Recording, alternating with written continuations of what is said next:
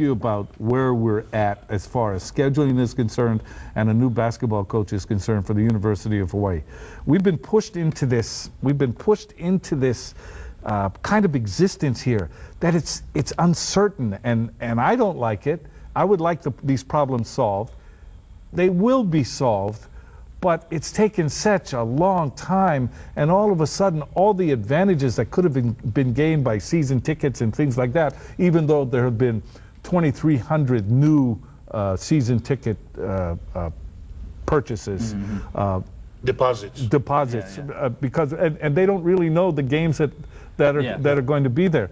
I just feel uncertain about this, that all of the things that could have been are starting to waste away. We talked about marketing opportunities in the last conversation. Well, what about the marketing opportunity that UH had with Colt staying, the season they had last year? I mean, it was all falling into their lap, and it seemed as though that was an opportunity that was missed. And you still have the diehard fans, and we said it last week. They're the most loyal football fans around, the ones that are forking over the money to buy season tickets, regardless of what the schedule is. That's what we are. Yeah, but you know what I don't understand is that there didn't seem to be as much of an anxiety regarding trying to push that thing through as fast as possible to take advantage of the iron being as hot as it's ever been, perhaps, in the history of the program. And I think after that bowl game, had they been ready, what a perfect opportunity to cash in. The day Colt Brennan makes his announcement, what a perfect day to cash in. And I think, to me, none of us are going to say it's easy to make that schedule in this day and age. No doubt. But the problem to me, where it should never have got to the point where last season's success had anything to do with scheduling games for the following season, that should have been done. Yeah. And the thing, I mean, from what I'm hearing from people, emails, phone calls from football fans, Warrior fans, there seems to be a major, and it's not just the athletic director, I think right now it's athletic administration. I think there's a major disconnect with the everyday Hawaii fan. And I think, I learned this from this guy when I was that big. They have to consider whose team that is. It's a Hawaii thing. It's the people's team. It's Hawaii's team. And I learned this from you, Polynesia's team. And they have to understand that we don't, if you're the athletic administration, you don't just answer to President McLean. You don't just answer to the chancellor. It has to be understood, you gotta answer to the people. That's right. And it has to, and it may be just a local thing. Who knows? But you gotta get that done. And that has to be the first step. I think from the people's point of view, there right now is a major disconnect. And I don't think they feel the passion from within that these people, and like you mentioned, there was no sense of urgency.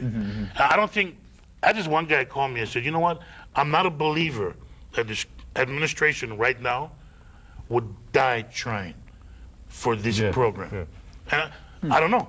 I haven't heard it from them, but I've heard it from far too many fans and people who buy tickets. The people that buy tickets, the tickets with discretionary income.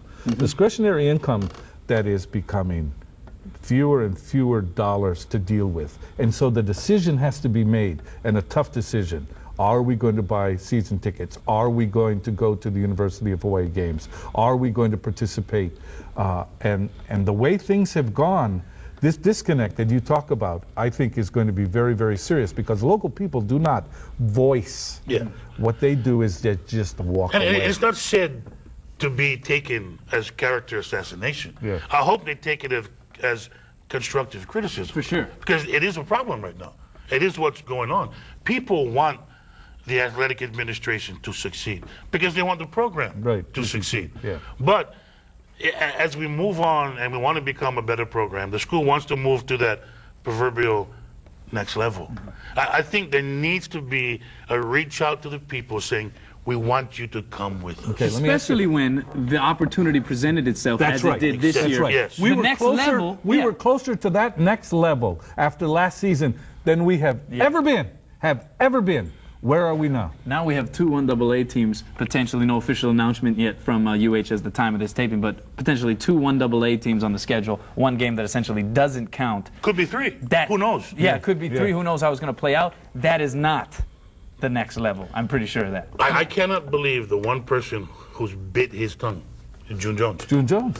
I mean, for all where he's taken this program. Colt Brennan. Colt Brennan. Yeah. There's a lot of biting of tongues Colt going on. Brennan's father.